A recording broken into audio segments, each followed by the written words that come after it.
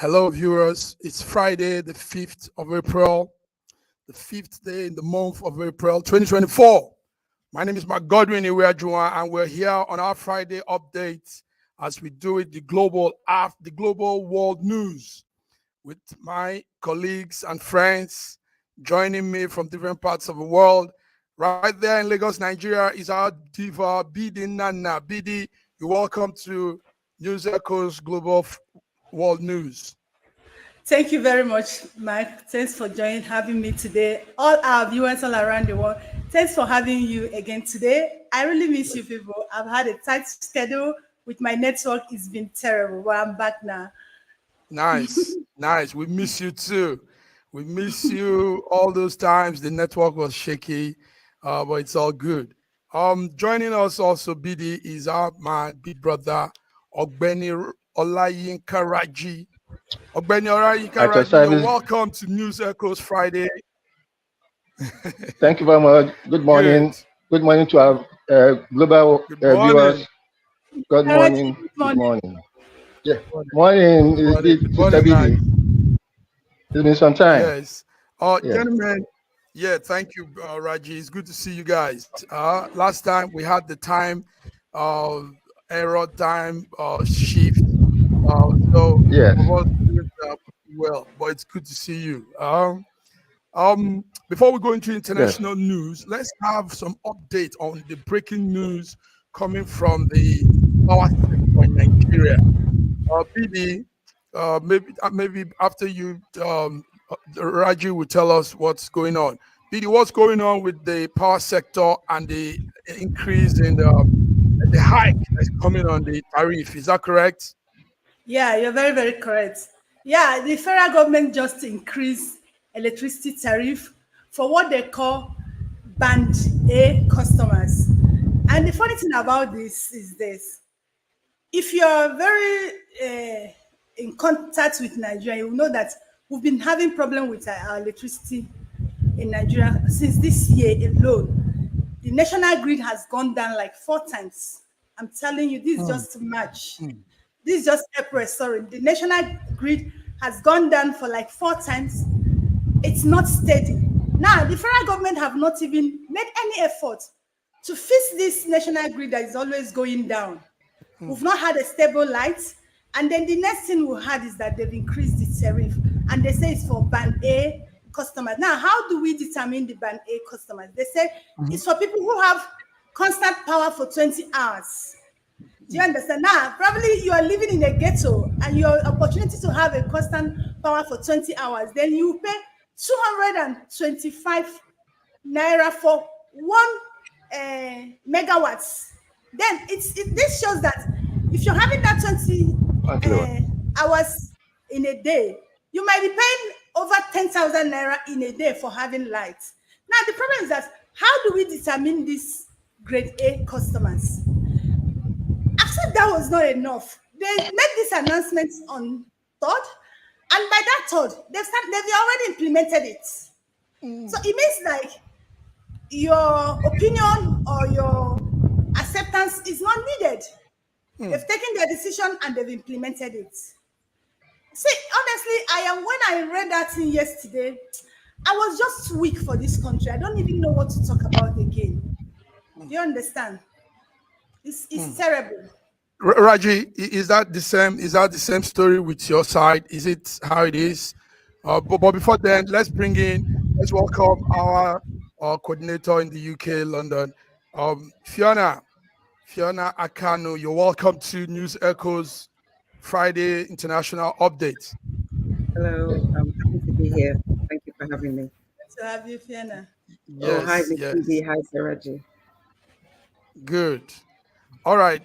Before we go into that international news, like good morning, Sister Fiona. Yeah, morning, Fiona. Before we go into the international, we're talking about the updates in our home.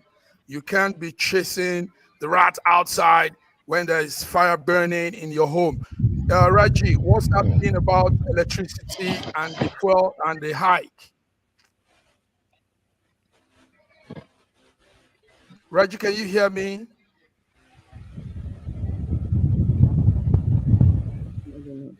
Raji is not getting us. Okay. Yes. It's actually very, very saddening that a government, we have a government of robbers, armed robbers. I can hear you. Okay. I can. Go ahead. But can you hear me? Yes, we can. Yes, go ahead. Don't worry. We can hear you. We can hear you. I can hear you. Okay. It's delayed. Can you hear me? I think there seems to be a latency in your. Okay. Yeah. Yes.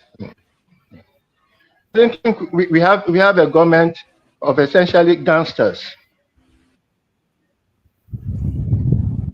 Gangsters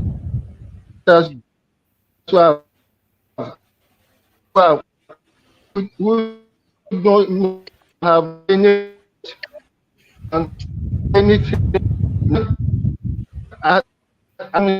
industry. Oh yeah. Raji, your chip is bouncing. We can't get you clear. I think we can figure out what you're trying to say. What we'll do is probably recheck your network, recheck your bandwidth. Fiona, welcome. Now, please just give us an update on the electricity situation, how government has increased the tariff, and they categorized it band A, band E. All is to just. What do you say? I know you're probably just hearing this here, but what do you think? I mean, when electricity is not in steady supply, and now the tariff is high. So to start with, I have been hearing about it because obviously it concerns me. I have family that I cater for back at home. So anything like this always worries me. To be quite honest, I think the first thing that shocked me was the fact that there's somebody in Nigeria that receives electricity for 20 hours a day. That was the first shock that I had, really. And then I just thought, oh, this is going to be very arbitrary in terms of the way they decide who has. I mean, it's just ridiculous. There's no rhyme or reason. But I just looked at it that this is yet another way to frustrate the populace of our community. It's like they just think, oh, these people, they're having hard times. Let's look for additional things to make it harder. And because we are just a most incredibly resilient people, no matter what they do, we still bounce back. We still keep going. I don't think there's a more incredible nation than Nigeria, to be honest, because we face all these sort of things all the time, and somehow we still manage to laugh. We still manage to jolly. We still manage to go to parties. We still manage to have fun because we're actually in the middle of a crazy situation. I have friends that are feeling a bit of, and when they tell me the costs, I'm just aghast. For them to now increase this. What I want to know is that when this increase happens, is there going to be an improvement with the output from the national grid? That's all I'm interested in. If they're going to do this increase and net, we're all going to see that the electricity supply is going to become stable after a time T, then I can even begin to hear the reasoning. But in as much as they're going to increase all these things and we're not going to see any difference in outputs, I'm not interested. It's just another way to frustrate us. Fiona, yeah. I like what you said. If it's a country where things work right. Sorry, Fiona. Can I come in there, Fiona? Yes. Okay, go ahead. We are always in that situation where we say if the increase is going to make electricity available, it's okay. We have heard this argument so many times. We heard fuel, and up to now we don't have any fuel supply. Now the problem with the electricity is that when you look at the total output that comes onto the grid, it's probably not more than or total output that the grid can carry. It's probably not more. His network is not good. The network is terrible. Now, what Fiona said, this will be possible if it's a country where the government regards the citizens. That's right. If it's a country where the governments have respect for the citizens. First, they don't regard us. Now, the grid has in Nigeria have a big problem. It keeps collapsing every day. If these people actually regard us as human beings, the first thing they should have done is to put this grid in order, let it work, let it start working, let there be stability in it. But it's not working as I speak with you now. They've not fixed it. What Muslim Hosseini, the vice president of NREC, said yesterday when he was doing the press briefing, he said that they are working on it. You're working on something that's not stable. You're working on something that is not working. And the first thing you do is to increase the tariff. Do you understand? Now, another excuse they say they want to save money. This was exactly what we had in fuel subsidy removal. They said they told us the amounts they are going to save. Now, after how many months? Almost 8 months. Where are the money they have saved? I don't know what they're saving this money for. And Nigerians are suffering. Nigerians are going hungry. Nigerians are dying on a daily basis. I don't know what this money they're saving for. Now, you save money for fuel subsidy. You now come, you want to save for electricity. Nigerian economy is fuel based and electricity. Now, the two things that function us, our home, our businesses, you're increasing it, making life more hard for Nigerians. See, like I said, I've said it on this show. I'm no longer blaming the government. I blame the people. Now, this tariff has been increased. And Nigerians pretend as if nothing has happened. Nobody's talking about it. Nobody's saying anything. Rather, we are pushing shadow, chasing what is it called? Bobrisky. Whereas our houses are burning. Nigerians are not saying anything. Honestly, I don't know.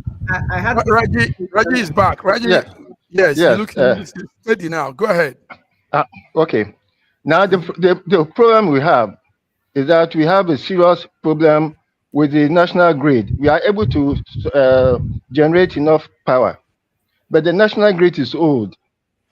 It's old, and there have been talks as far back as 1960 for a decentralized electricity generation, distribution, and billing. That for every region of the country, we have different requirements. But because of greed on some other part, and because of control on some other part, we have a single national grid. And that grid, I don't think, has been expanded as far back as 1970s when it was. So regularly, it collapses. It is not able to carry as much power as we generate. So the situation we are in now is that the GENCOs are generating power. Some of them are being pumped into the national grid, but the national grid is constantly collapsing. They are using their money to generate power. So the situation I see it is that the GENCO are actually the people who are pushing for a rise in tariffs so that they can cover their costs. Viewers, we have numbers of viewers joining us. Let's make them know what we're discussing. Today's global international news, but we're giving updates, breaking news from our country, Nigeria, on electricity and the new high tariff. Viewers, take note of this because it's a serious issue. We need to talk about it. So Nigerians are complaining. Federal government of Nigeria, if you're listening, listen very well.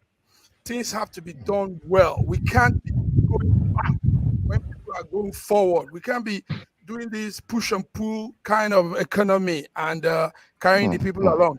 But before then, let's also bring in our man from Moscow, Russia, Godwin eBay, the NIDO chairman for Moscow, Russia. Godwin, how are you? Fine, thank you. Good day, panel. And good day, viewers. Thank you for tuning in. Yes, guys, it's International Day, but there's a breaking news and we need to talk about it. So Raji is giving us the update. BD is giving us the update, how the federal government has increased the tariff of electricity when there is no electricity. Imagine making somebody pay for something when it's not available. Can you beat that? Fiona, will this not increase the rate of people wanting to get out again? Will this not add more frustration on Nigerians and say, listen, this jackpot thing, they've always said it's time to jackpot and all that. Fiona, what do you think? I think that especially the younger Nigerian demographic are always looking for ways to escape. I mean, there's some people that are definitely are there to fight the cause and are willing to stay back and see what they can do to improve. But obviously, amongst many of the youth, I mean, I have a family of 4 cousins, and all of them, I mean, 2 doctors, one's an engineer, all of them have left, which is unfortunate because these are the brains, these are the future of Nigeria's tomorrow, and they're leaving in their droves because they can't cope. I had one that wasn't being paid. He's a doctor, he was a consultant for that matter. He was not being paid by a government hospital in Nigeria. So at the end of the day, I can understand the frustration that there is in things like this, and we just hope for the best. As for the hike in the power tariff, it's absolutely ludicrous for, as you said, a commodity that we don't even receive. As I said, I was shocked to hear that some people receive electricity for over 20 hours in Nigeria. I was shocked because I can't remember when last that happened. Maybe when I was a child, I had that experience in Nigeria. But Nigerians are such a resilient people, unfortunately. We are actually... They are not resilient. I think we are timid. We are timid, we are docile. I think actually we're actually resilient. I don't think it's about timidity. I think we're actually resilient. I think we just say, you know what, let's just get on. And I think if I speak to what Ms. Bidi said, I think that's actually the problem, that we're not ready yet, because this cannot continue. This cannot. Okay. This situation Gentlemen, cannot continue. Thank you, Fiona. Gentlemen, let's go back to the main topics for today. So we keep us updated before the end of the program, right? Oh, sorry, I want to add something on that. Go ahead. I want to add something on that. I think everyone is saying, I think everyone is right in a way. For example, Raju sees it as timid because they are not on the streets, maybe expressing their displeasure at the hike in prices. Which is true, they are not doing that enough. And Fiona is also saying that they are resilient because they, despite the face of oppression, they still can muster the will to control their emotions and not allow the outburst. I think it has to be a bit of both. It's impossible not to be resilient and still, be able to keep your emotions in check. But I want to add that the biggest fool in Nigeria, is not the people who hike prices. It's not the government. It's not even the people who are suffering. The biggest fool in Nigeria is a tribalistic person. Because irrespective of whichever tribe you come from, whichever region you come from in Nigeria, you are all suffering the same, as we call it, shege. Yes, let me use that word. And it's high time we put all these different, because the biggest stumbling block in Nigeria, it seems to be of a tribalistic nature, where we pick not based on competence, pick based on the result, recall back inefficient and no capacity leaders, recall them back if possible, and show our displeasure. But we tend to stick to lack of results just for the sake of, is our person, is our man, and all of that. And our political party, even political party service, a little bit more reasonable, because there's an underlying principle joining everybody together.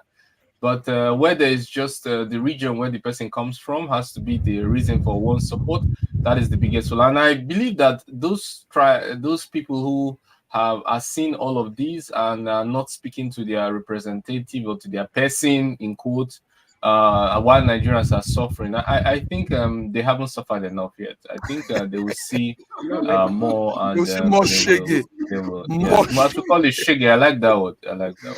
Yeah. It's a household word for something very, very gruesome. Thank you very much. That was a good one. You hit it well, Godwin.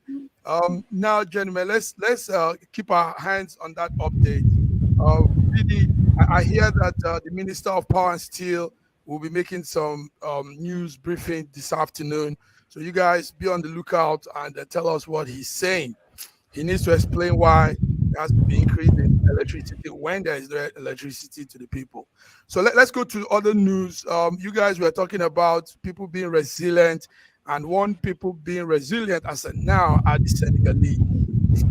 They passed through so much, but now they've chosen their president, a young man, and the young man has also chosen his friend as his prime minister.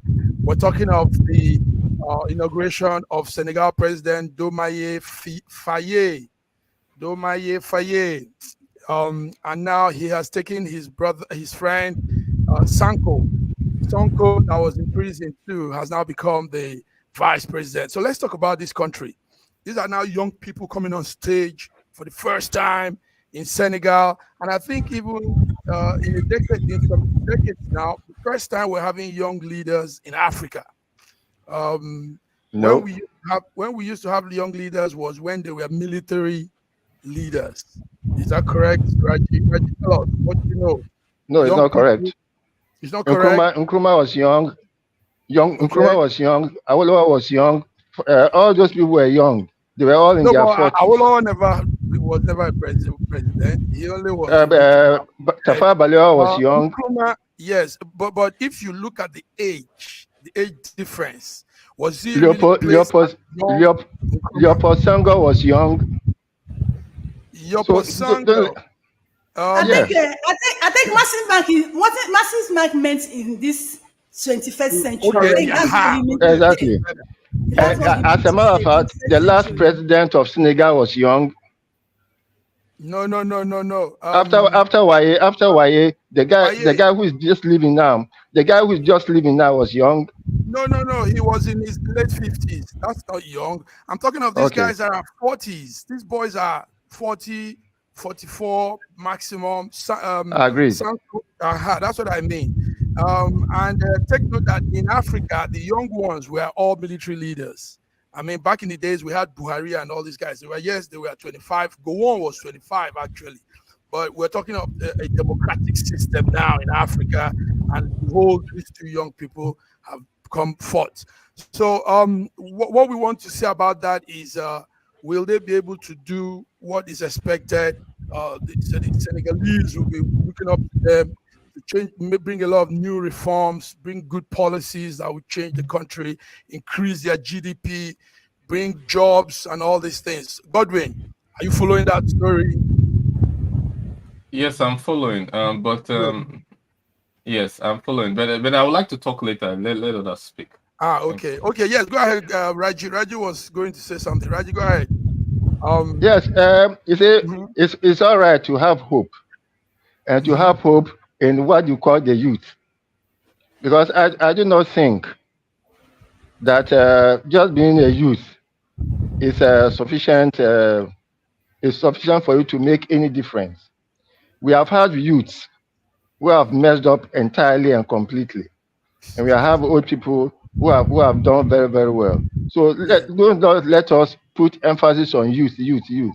Let us put emphasis on the quality of their leadership when they come in. And if what I read about the two guys who are now in power in Senegal, it shows that they come from a very progressive, revolutionary background, and they are going to make a difference. I'm sure they will, and I pray that they will make a difference, and they will make us proud, being blacks, being Africans. Very good. Being blacks, being African. While we're still talking today, take note, guys. Today is Senegal's Independence Day, and independence has brought forth some new young breeds. Yes, they actually say there is wisdom with the wise, with the age. But lately, the new generation is trying to rewrite that proverb, that riddle. You know, they're trying to say, no, these old people need to stay back. Let's have new mind, new ways of doing things. Fiona, Tinubu was there to also witness the inauguration ceremony. This is a very, very old man that has come to witness a young, like a grandson, being president, and some things will be running through his mind. Like, I mean, obviously, he will be thinking because he now has to parley with this young man being ECOWAS chairman. He has to relate with him in some decision and some things. So how will it be for the young people and Senegal new leaders, young people? How do you put this together? What's your take on this? I think the audacity is in the hope that the youth will bring about a fresh brush of investment and things like that. I think their alliances with I think Dr. Gordon has mentioned before Russia and things like that. I think the alliances will change, and hopefully that will bring forth a new dispensation. In terms of that Tinubu went for inauguration or not, I don't, he should go for, that he's a president, that's what he should do. For me, I think that we start to have hope in people like Dr. Monye, who is in his 40s, and if I'm correct, he was an ADC. What was he? I think he was ADC presidential candidate last year. So we have young people like that who really are capacity builders, who really understand play, who are business professionals, who are investment professionals, who understand how these things interplay. And hopefully the older generation will give that kind of generation, the opportunity as the time goes on. Wow, thank you, BD. Yeah, you follow the update very well. I see what you post. So what's your take on the Senegal new leaders, young men, young people like you, and seeing yourself on the stage? You're like seeing your peer, your fellow on the wall stage. How does that make you feel? honestly, I felt good after that election, and I felt more good when he made that appointment to the man who actually steps down for him. He understands that he needs people of like mind to push Senegalese forward. See, I see Senegalese rising up in the next 4-5 years. I see them making a great change. Now, my question is this, my another take is this. This thing was made possible in Senegal because the people of Senegal believe in the country and they want the good of the country. Because if not, that guy wouldn't have won that election. I'm telling you, they have everything to rig that election or to give it to their preferred person. But they allow the will of the people prevail. They allow the people mandates stand. They didn't allow the international body to interfere like they always interfere in African politics. So that alone is it for me. I'm telling you. And our president was there 2 days ago to have a handshake with him. Bola Ahmed Tinubu. Yes. My message to him is that let him be focused. Let him be focused and let him do African thing, because from his first speech, he was actually speaking about uniting Africa. He has everything to do that. He has everything to make that happen. I want to see that happen from Senegal. Thank you very much, BD. BD, good one. You really updated us on that whole thing. Let's go on a small break, guys. We're coming back to talk about ECOWAS. ECOWAS had a joint meeting in its headquarters. I think we can spare just 30 seconds here. Let me add something to this. Okay, add something. I think there's some wisdom in the young people leading. It's not so much for the experience, but it's for the absence of vested interest. The old people already have lots of business deals, historic business deals that they've done. Some, they will like it left in the past and not opened up again to the prying eyes of the public. And some would have had deals that have been closed, while some would have had compromising information for which some geopolitical powers hold them hostage. Or maybe they could even have younger generation, children or grandchildren that are seeking visas from some of these countries or are in educational institutions in those countries. And so they care about the kickback, the diplomatic kickback of this country. So they are held by the throat most of the times, the older generations, because of their just simply history. And then the second reason, major reason, is also we can see in Senegal why there was a pushback, I agree on that, but there's also the diversification, a bit of diversification of their exports. Their exports, they are they didn't allow just their trade to be on the West. In fact, most of their export is to inter-regional trade. That's to Mali, for example, to other African countries. Instead of depending on exporting only to the West, they do business around with their neighboring countries, and as well as split the people, their trade, the strategic trade between the East and the West. So it's difficult for the West to hold them hostage, or the East to hold them hostage. And this kind of diversification is exactly what we need in Nigeria. That's why I push for Nigeria to join BRICS, not because I want them to be only East or what, but they should diversify their interests. I want them to allow mere payment system, not only Visa, MasterCard. I want them to allow Russia more into defense deals, military deals, so that they just balance out interest and they're able to negotiate better with all parties. Balance out interest and negotiate better with all parties. Gentlemen, don't touch your dial. Just small seconds. Let's do this.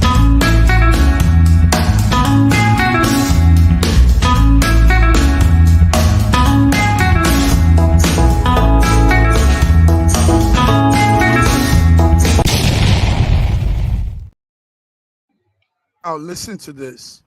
We all follow the story of the Binance. How do you guys pronounce that word? Binance. Binance. Good. Binance. Binance. Now, Binance has just been, the head of Binance has been got. He's been brought back to Nigeria. And the story is that yesterday, sorry, somebody phone is, sorry for that. Okay, yesterday, they were in court, and the discussion is still playing out. Gentlemen, let's talk business. Let's talk business. Alleged tax invasion. Let's see some of what was happening in court yesterday. That's a video of what was happening. The man was brought, Binance chief was brought to the court. The federal government is bringing him. Federal Government Inland Revenue Service. Take note of that. It's the Inland Revenue Service of Nigeria that is holding this man and saying that he has invaded tax. So now let's talk something. And that's a young man there seated and wondering what is going on, because really he doesn't understand what is going on. Like we've all said about this whole thing. How do you tell somebody he has invaded tax when you can't even equate the income? I mean, crypto business is in the cloud. All of these new business in the cloud. So how do you put that out and say you have invaded tax? What's the ratio? What's the what is it that he has made, and what is his tax that should be paid? So that's why he's seated there, and the judge, they had to also stall that judgment to get some papers. Well, his counsel to the man says they need to adjourn till 19th of April so they can really understand what this case is all about. Who has the knowledge of all this? Who could? Can I come in first? Yes. Go in first. Okay. Yes. Normally, FIRS is supposed to do taxation on companies that are registered with our CAC. I'm not sure whether Binance is registered with our CAC. If they are registered with our CAC, there will be their mode of whatever it is that is their business, and they have to file in some transactions, their transactions and their tax returns for the FIRS to be able to put a tax value on their transactions. I don't know what's happening actually. The whole thing seems to me like some kind of Nollywood film, because I don't see how the federal government is going to actually ask them for tax when they are not registered with the CAC and they are not registered with the with our SEC. So I don't actually understand. That's and it. I'm actually looking at the script, because even the FRS is saying that they couldn't proceed they couldn't proceed because EFCC refused to bring in certain documents. So I really don't understand. Okay. I hope they will not ridicule our country with this thing. We hope so. We hope so. Gentlemen, George is back.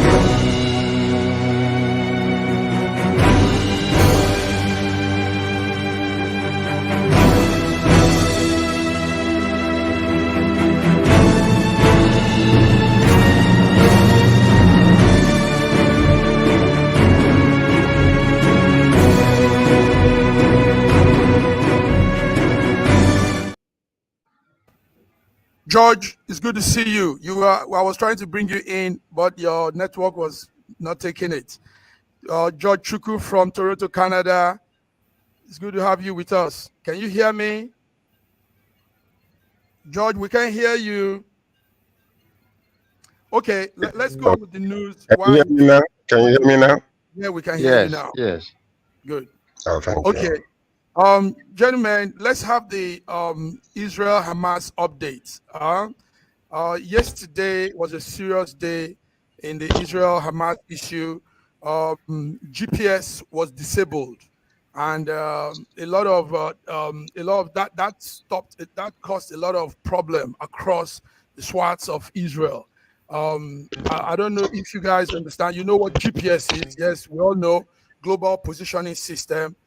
It's a satellite-based radio navigation that America controls, and that with that GPS, a lot of data transmission, a lot of things are being operated, telephone, internet. So yesterday in Middle East, they had to switch it off. They had to switch it off, and it affected a lot.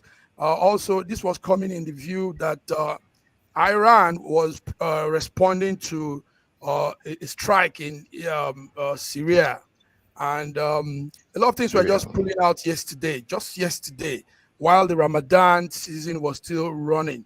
Who has update on all of this? GPS disabled, tension arising in Iran, Israel saying they've also killed some senior generals from Iran, and all playing out on the time in the season of Ramadan. Yes, Godwin, go ahead. I have something to say.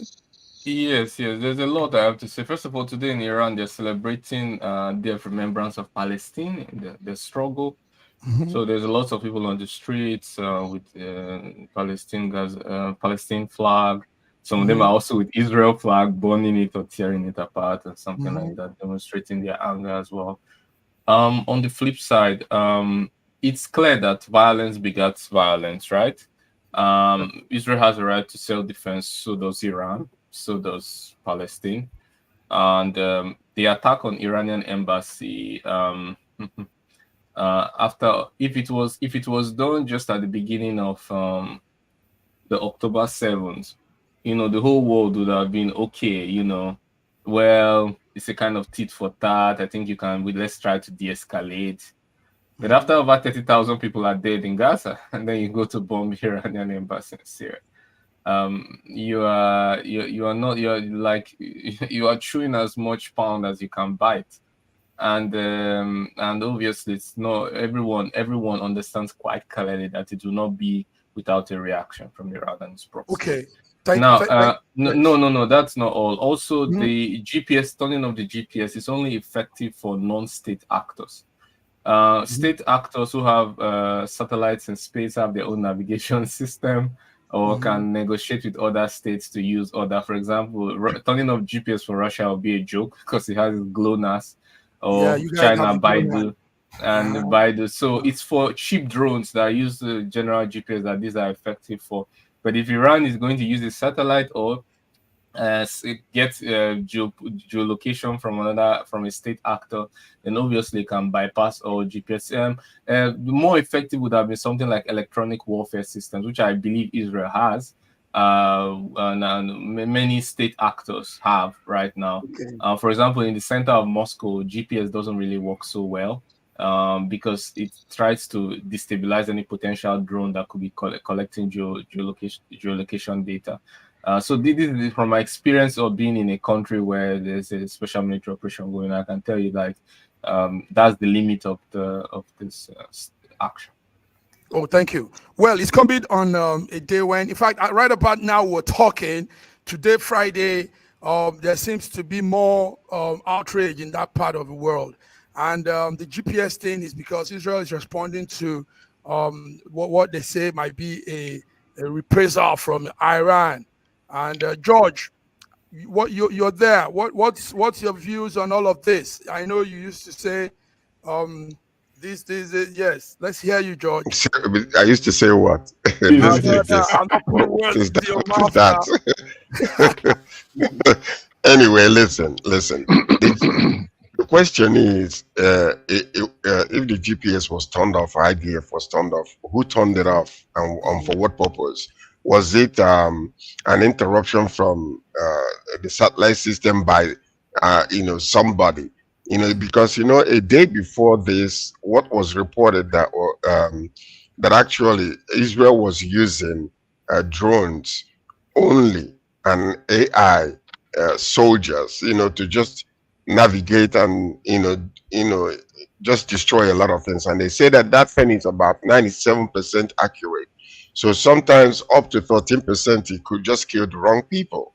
So I'm believing that some kind of way that this might be the reason why this thing was turned off, because just a day before, you remember when the aides from US were killed, and they just kind of got upset a little bit, and it was being reported that the reason why this was happening was simply because the system that they are using, they are able to, basically, usually you can have human effort on the ground, to help with that. But this one, they're using completely the, navigation system, and they're using the AI soldiers, in short, to, strike. So what I believe is that maybe this is a reason why this is happening. And yesterday also, what happened with the US? Yes, US is we're coming a little bit. We're coming to that now too. Yes, Biden said Israel must prevent civilian harm in Gaza to keep America supporting them. I know this is good news for Godwin and Raji, because it looks like they will be cutting off support to Israel. America will be cutting off support, and it will actually be almost impossible. They can threaten to do so, but you have to remember that when it comes to allies, like Israel is like America's younger sister. So whether we like it or not, it will be very difficult. The only thing is, there is a division, what I call division between Israel and US, the political system, and then, this warfare that is going on. One major problem is that the more, Benjamin Netanyahu continues to do what he's doing, and this is not by the advice of, the White House, because they want him to stop.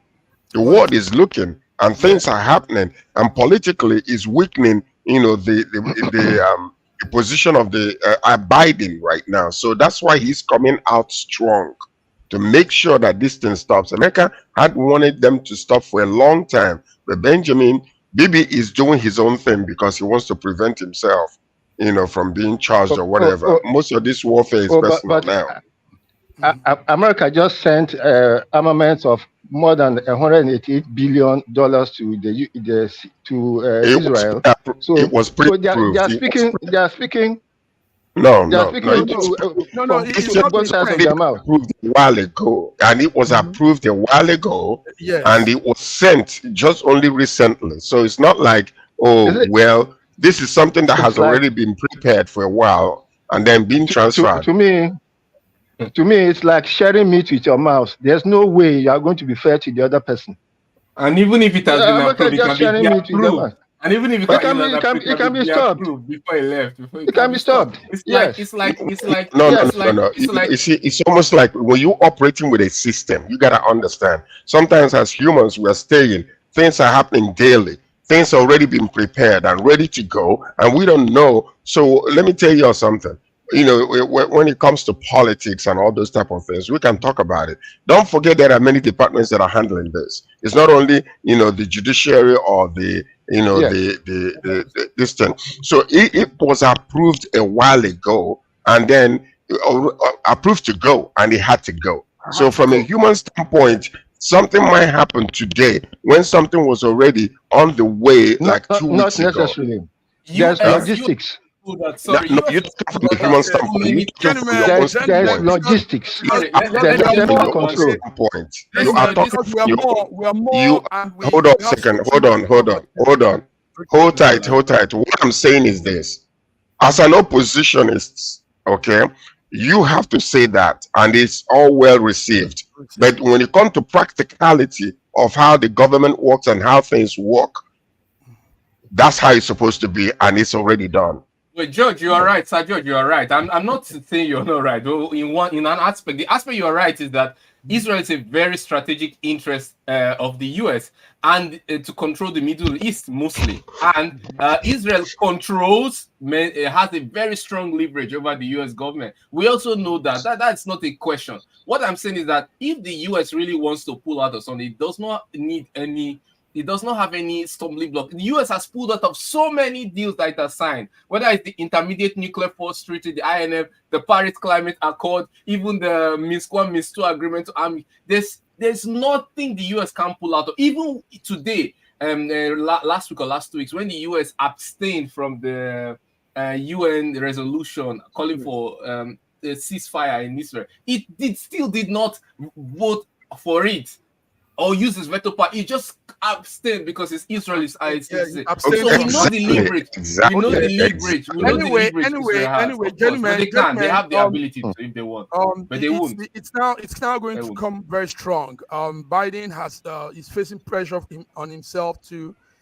He's going to come strong now. Biden says Israel must prevent civilian harm in Gaza so that the support. Still listening to that too. We'll go. So let's leave it as it is. Let's go to other stories. There's something here that might interest the ladies here, and that is that Peru's president, a woman, yesterday almost got knocked out, impeached by the House because of a Rolex watch she has. Rolex watch. Yes, Peru. Peru is right there in South America, and somehow the president said she fraudulently. I think it's something to do with some financial fraud. Had some expensive wristwatches, Rolex, and some other wristwatches. Now she missed being impeached. Women, ladies here, how do you feel when you see your fellow gender? We thought the women would pull out better in leadership. Now we are seeing a female leader getting involved in financial embezzlement and all that. And now she almost got axed yesterday. Fiona, Peru woman. To be honest, I don't understand, that she's involved in some financial impropriety is not the beginning or end of anybody's life. I mean, if you look at all the men that rule across the world, they're all in. So I don't know why we're making this big song and dance over the Peru leader. I don't know why you're saying what a man can do. You know that I'm going to say what a man can do, a woman can do. Absolutely. So that she has a Rolex watch. I mean, what she has about $500,000 worth of expensive jewelry. To me, I'm thinking, well, and I don't really understand. To me, that is a news item. It's just that it's a news item. Now, obviously, if there is something that impacted on the people, and that's how she got, the jewelry, then yes, there's a concern. I don't want to, because you started off by saying, "Oh, this might interest the ladies." Also, quite a sexist thing to say. So let's not do that. Let's not say that because the men are just as bad. So let's not do that. Yeah. Bidi. Yeah. Your gender has this one that Sir George already have started laughing before I make a statement. It's okay. That's okay.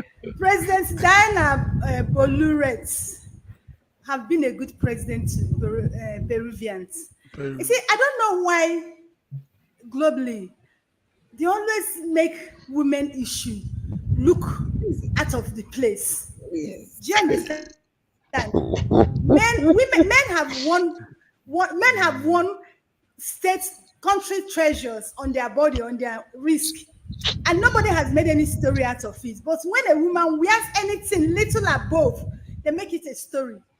Why are you guys doing this to us? It's not fair. If you actually check this very well, most I'm times not among them.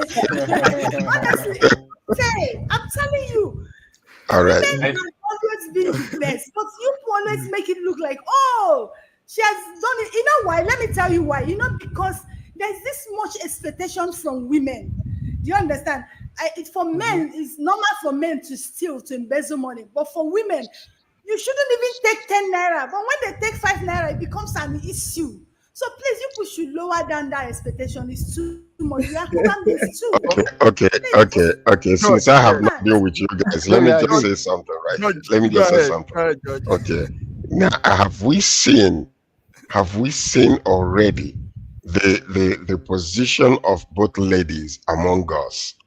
Because Massive Mark, you made the worst mistake of saying this might interest you, ladies. You should have allowed a neutral atmosphere to exist so that all of us can contribute fairly and equally and equitably. But you have messed up the whole ground right now.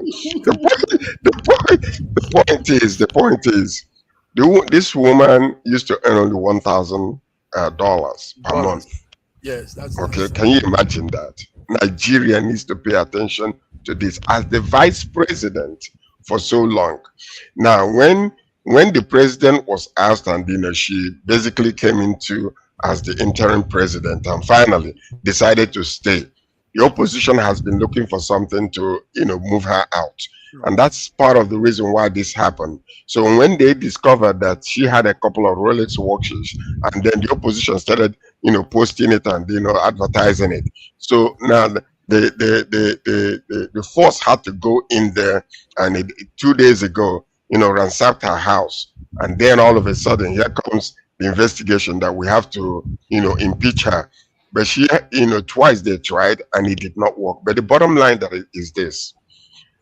This teaches Nigerians a lesson, because in many countries, I know that they accept under the table type of money, but look at the way they treated their own leader. Immediately they found out that something like this was in existence, they went in immediately, had the impetus and the authority to go into her house and search. Whether it was a male or female president, it could have happened. But just to show us the transparency that is in some of these countries. Small country as a matter of fact. So we need to learn a lot of lesson from it. As for me, you cannot tell a woman simply because today I am the president or the vice president. You don't know what I've accumulated all my life. You don't know how many side boyfriends I've had before, or who gave me what because of my position. We don't know that. We don't know whether it was from a brother, a sister, or whatever. So all these things are assumption. Even if she was impeached, does that necessarily mean that she will be ousted? No. She could come back again and they have to vote anyway. But anyway, so this is what my own point of view regarding the whole entire thing. You broke it down well. Thank you, George. Let me add something. I didn't add anything to this. Please, let's remove all this. Let's remove all this sexism, genderism, and all this. I wouldn't have a problem with her Rolex watch if she's worth it, for example. Peru is the least expensive city in South America. This specific country rather in South America. It's close to 60% cheaper to live in Peru than in US, for example. Her average salary before she became president, which was a minister, was $1,000 per month. Yes, so it's based on her inability to have accumulated watches that are worth $16,000 that led to this search. And I'm not saying men are not also corrupt. Of course, we have men and women that are corrupt. Now, I don't want to chase the smoke. The Rolex watch is just a smoke. It doesn't it's not the most important thing. What we're asking is, how has she helped the lives of people? I think I heard someone say she did well for her people. No, she didn't. She has an approval rating of 9%. 9%. Yes. 9, just 9. Worse than Zelensky in a 2-year war. It's unbelievable. I say worse than even somebody in a 2-year war. Zelensky coming to this. No, I mean, when you're in a war, let me explain why. Because when you're in a war, mobilizing people who are dying, we see a lot of people escaping the borders every day. But you know, every day. You have just intensified the attack because you felt like they don't have weapons, and you're killing civilians and stuff. I am telling you. I'm not saying it to evoke emotion, but let me finish. She has 9% rate, and she wasn't elected into power. She came into power because the president was arrested and impeached. She was the vice president, and even while she was vice president, she faced impeachment twice. And she succeeded. She escaped impeachment twice before this final one. So she has never been popular even before she became president. Thank you. We'll talk more on. We need to come to Zelensky next time, Godwin, because of the truth, Israel scaled up its attack on Ukraine and is warning. Russia. Sorry. Russia scaled up its attack on Ukraine, and there's this one for weapons and all that. So we need to come to that discussion. But to wrap it up today, guys, there is I don't know those of you that follow rock music, the one with the loud guitar, metallic guitars and all that. Anyway, there's a group. There's a rock group called Kiss. I used to follow Kiss back in the day. And Kiss has sold all of his songs. It's called catalog for 300 million to a music investor in Sweden. Now, why I'm bringing up this topic is because somehow we need to bring this idea to Africa too. Some people understand this in Africa, but not all of the entertainment industry understands this. There's something called selling your catalog, and that gives you money in your hand, but it removes rights and franchise and copyright and everything out of you. Yes, they did it to Fela. I don't know if some of you know the popular musician Fela. Rock Nation, Jay-Z's Rock Nation has the catalog of Fela. Yes, they did it to Bob Marley. Do you know the Catholic Church? The Catholic Church in Rome and even in the UK has the catalog, some catalog of Bob Marley's song. That's why they can play the One Love and some of the Bob Marley song in the Catholic Church program. And I believe Michael Jackson bought from... Yes. No, Michael bought from Elvis, from McCarthy. Paul McCarthy bought it back again. He took it back from him. So, but we're saying this to our viewers, African viewers, to understand the big thing it is in the entertainment business, how you can make your products valuable, your songs, your content, and attract investors, and that is what is also ruling here in the West. It gives their entertainment industry big value because somebody could put a bid on your content. So but first you have to be very popular. And then very valuable. It doesn't really need to be popular. It's good content. There are some non-very popular artists that I know that have sold their catalogs to. And the reason is like maybe somebody might find it, that it might be a good investment in the future, and then just go ahead and buy it very cheap, and then let them make some more money. Yes, that's it. So we're wrapping up with that. So entertainers, content creators, have in mind that what you're doing could fetch you big bucks if it's done well. Add value to your content. Make it intentional. Guys, something I observe with Nigerian content creators? They play with everything. Meanwhile, what they are doing is big business. So let's take everything serious. Let's be serious about our content creation. And on that note, guys, I don't know, anybody, you all want to say something to wrap this up? Seconds, 10 seconds, talk. Godwin, let's start with you. What do you say? General, anything?